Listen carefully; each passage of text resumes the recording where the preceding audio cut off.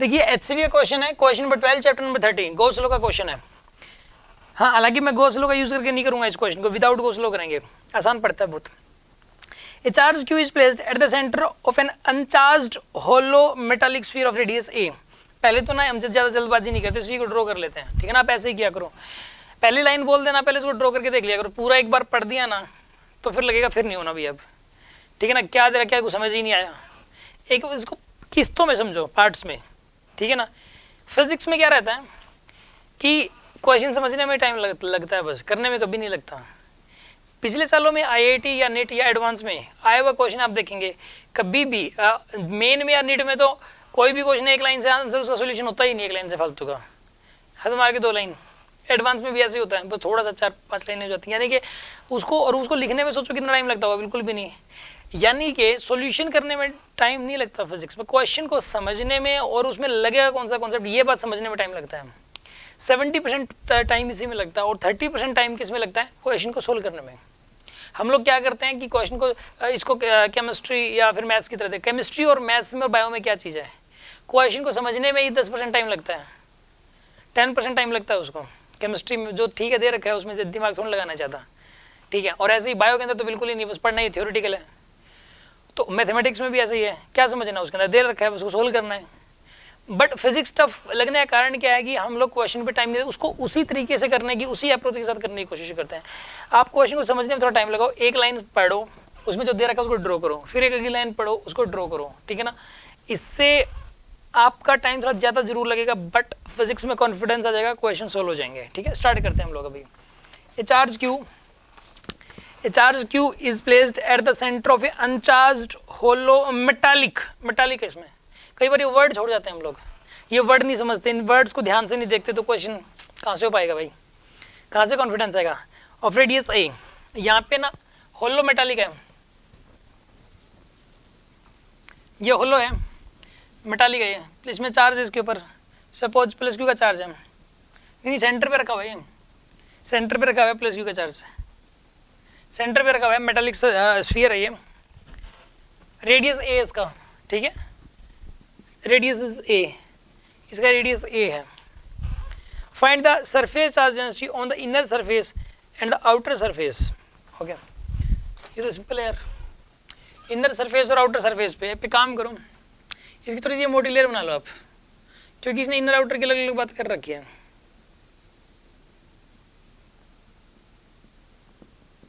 ये मेटालिक है, कंडक्टिंग है, मेटालिक है, इसने सेंटर पे चार्ज प्लस क्यों रखा ना, तो इनर वाले पे बाय इंडक्शन माइनस क्यों आ जाएगा अपने आप है ना। ये वाली जो क्लास है, ये वाला जो क्वेश्चन है, मैंने क्लास में करवाया था, कॉन्सेंट्रिक शेल्स नाम से एक टॉपिक करवा रखा है, कॉन्सेंट्रिक शेल्स। आप ढूंढ लेना इसके अंदर किस कौन से वाली क्लास के अंदर, शायद 6th क्लास होगी, शायद 6th क्लास होनी चाहिए, शायद इसके अंदर 5th या 6th ऐसा कुछ होगी। देखिए अब इसमें चार्ज सेंटर पे चार्ज लगा प्लस क्यू, तो यहाँ पे बाय इंडक्शन माइनस क्यू अपने आप आ जाएगा, लेकिन इसमें पहले चार्ज 0 था पूरे पे, इस पूरी शेल के ऊपर, तो यहाँ पे प्लस क्यू आने को बनता है, यहाँ पे प्लस क्यू तो आएगा ही आएगा फिर, क्योंकि अंदर वाले पे अगर माइनस क्यू आ गया तो बाहर वाले पे क्या आएगा, प्लस क्यू, अंदर वाले माइनस क्यू तो बाहर वाले पे प्लस क्यू आ गया। अच्छा अब सुनो, यानी कि देखो अब चार्ज डेंसिटी बतानी है, अंदर वाले का एरिया और बाहर वाले का एरिया ऑलमोस्ट सेम ही है, एरिया में क्या फर्क है दोनों में, ये क्योंकि पतली सी ले रही है, तो सरफेस ये पतली सी है मतलब बिल्कुल ही, तो अंदर का सरफेस एरिया और बाहर का सरफेस एरिया सेम रहेगा। अगर इनर रेडियस आउटर रेडियस अलग अलग दे रखे होते हैं, ये इसकी थिकनेस होती है अच्छी खासी, फिर एरिया अंदर का और बाहर का अलग अलग हो जाता है। अभी तो एरिया सेम अंदर का और बाहर का। अंदर वाले की डेंसिटी है, डेंसिटी पूछी थी इसने, डेंसिटी के रो इनसाइड, चार्ज बाई वॉल्यूम होता है ना, चार्ज बाई वॉल्यूम, चार्ज कितना है पे माइनस कैपिटल क्यू, वॉल्यूम कितना है 4/3 पाई ए क्यूब, ठीक है। Rho outside, charge by volume, charge कितना है प्लस क्यू, वॉल्यूम कितना है 4/3 पाई ए क्यूब, ये आ जाएगा, चार्ज बाई वॉल्यूम लिख दिया आपने, चार्ज बाई वॉल्यूम आपके पास आ जाएगा, ठीक है ना। सिंपल है यार, यही आंसर है इसके, ठीक है ना। क्वेश्चन नंबर 12 था, ये तो हो गया इसका फर्स्ट पार्ट सोल्व हो गया इसका। इसके 3 पार्ट्स हैं। सेकंड पार्ट में क्या बोला गया, बी पार्ट में इसके, if A charge small Q is put on the sphere, what would be the surface charge density on the inner and the outer surface x, on the outer surfaces,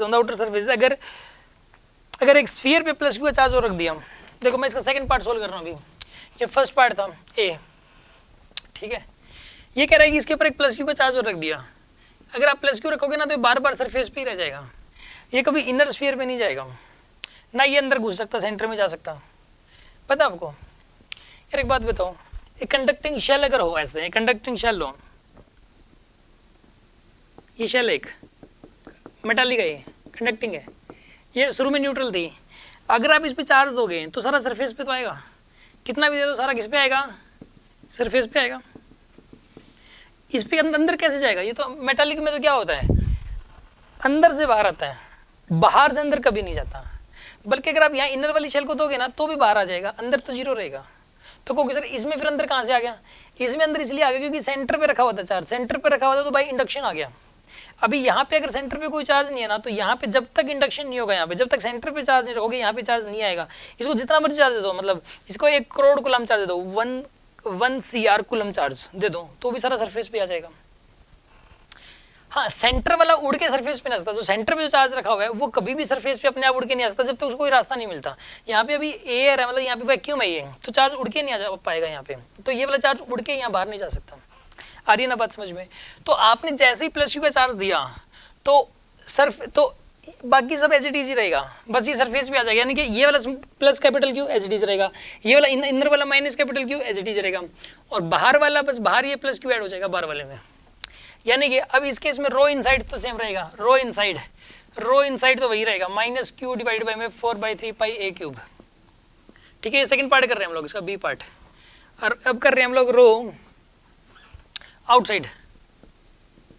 row outside कितना होता है, charge कितना, plus Q by small Q आएगा 4/3 पाई a cube, ये आ जाएगा आपके पास। ठीक है ना, ये आंसर है इसका, यही दे रखा। अब इसका थर्ड पार्ट, सी पार्ट में क्या बोला गया, find the electric field inside the sphere at a distance x from the centre in the situations a and b।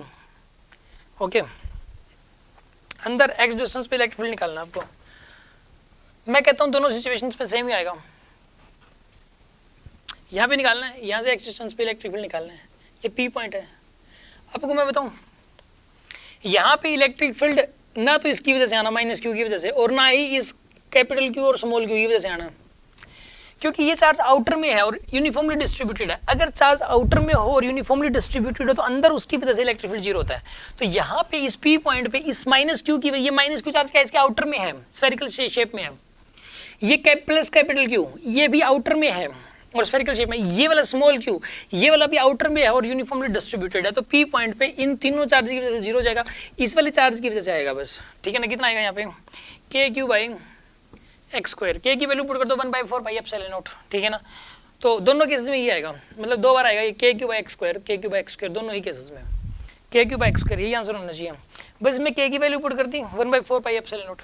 ठीक है ना, k की वैल्यू इसने पुट कर दी 1/4 pi epsilon not q by x square, ये आंसर आ जाएगा इसका, दोनों ही केसेस के अंदर। समझ में आ गया होगा, नोट कर लीजिए आप इसे।